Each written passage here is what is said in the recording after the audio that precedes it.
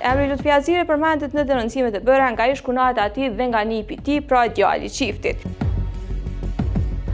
Aziri ka ndikuar në mënyrë të drejtë për drejtë që nëse vëllai i tij ndërron jetë, të mos mund të marrë hisën që asaj i takon.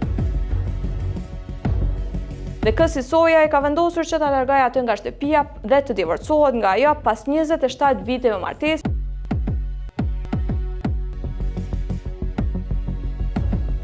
Ish-kunata Lutfi Azirit, pra ish-bashkëshortja vëllait të tij, ka bërë një denoncim në polici ku e ka përmendur edhe deputetin në Kuvendit të Kosovës. Sipas deklaratave të Ardita Hasanit, ai ka qenë martuar me vëllain Lutfi Azirit për 27 vite. Në muajin qershor ai kishte pas një problem shëndetësor, por pavarësisht kësaj, çifti kishte vazhduar bashkëjetesën. Sipas saj, situata ka ndryshuar në muajin shtator të këtij viti, kur ai është kthyer në shtëpi dhe bashkëshorti i saj kishte thënë se nuk ka më të drejtë të qëndrojë aty, madje as i afrohej shtëpisë me pak se 600 metra dhe se kishte deponuar në gjykatë edhe dosjen për shkuarzim. Ajo para policisë ka deklaruar se disa ditë pas kësaj ngjarje, një zyrtar i gjykatës e ka kontaktuar për ta njoftuar si duhet të paraqitej në gjykatë për të marrë akt gjykimin e divorcit. Pas kësaj, Hasani thotë se është drejtuar policisë, duke pretenduar se në këtë proces janë bërë disa shkelje. Ajo ka deklaruar se asnjëherë nuk ka pranuar ftesë nga gjykata për të marrë pjesë në seancë gjyqësore. Sipas saj, dikush tjetër e ka pranuar ftesën dhe ka falsifikuar nënshkrimin e saj në mënyrë që të dëshmojë pranimin e ftesës. Për rrjedhoj, ajo nuk ka qenë informuar se seanca do të mbajë dhe nuk ka marrë pjesë në të. Megjithatë, ajo pretendon se procedura e divorcit është kryer shumë më shpejt se që e parasheh ligji. Cili është roli i Lutfi Azirit në këtë histori? Edhe pse formalisht nuk është palë në konfliktin mes çiftit të divorcuar, emri Lutfi Azirit përmendet në denoncimet e bëra nga ish kunata e tij dhe nga nipi i tij, pra djali i çiftit.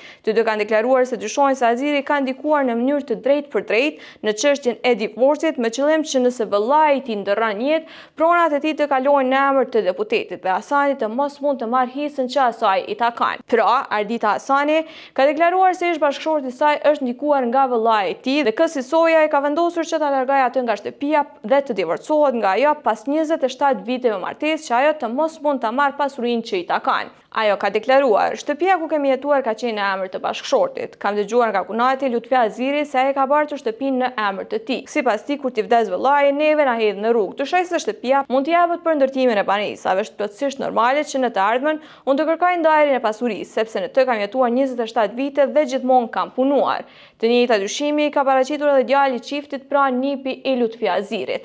Në deklaratën e tij para policisë ai ka thënë se beson që arsyeja e dëbimit të nënës së tij nga shtëpia ka qenë ndarja e pasurisë familjare. Ai ka deklaruar: "Sipas meje, babi ka larguar mamin nga shtëpia për shkak të pasurisë. Nga sa ka mundur ta kuptoj, babin në bashkëpunim me vëllain e tij, pra me Lutfi Azirin, e ka bartur pronën tonë në emër të këtij të fundit. Me sa e diun, babi nuk ka pasur të drejtë të bëjë ndryshimin e pronë pa miratimin e mamit." Insajderi ka kontaktuar edhe gjykatën themelore në Gjilan për të marrë sqarime nëse seanca e divorcit me Ardita Hasanit dhe bashkëshortit të saj janë mbajtur pa praninë e saj dhe nëse janë respektuar afatet ligjore në zhvillimin e procesit gjyqësor.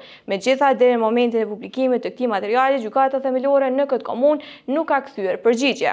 Po ashtu, ne ekipi i Insajderit kemi kontaktuar edhe prokurorinë themelore në Gjilan për të pyetur se deri ku kanë arritur hetimin për rastin e denoncuar nga Ardita Hasanit dhe çfarë masa kanë ndërmarrë deri më tani, mirë po deri në publikimin e këtij materiali as nga ky institucion nuk kemi marrë përgjigje.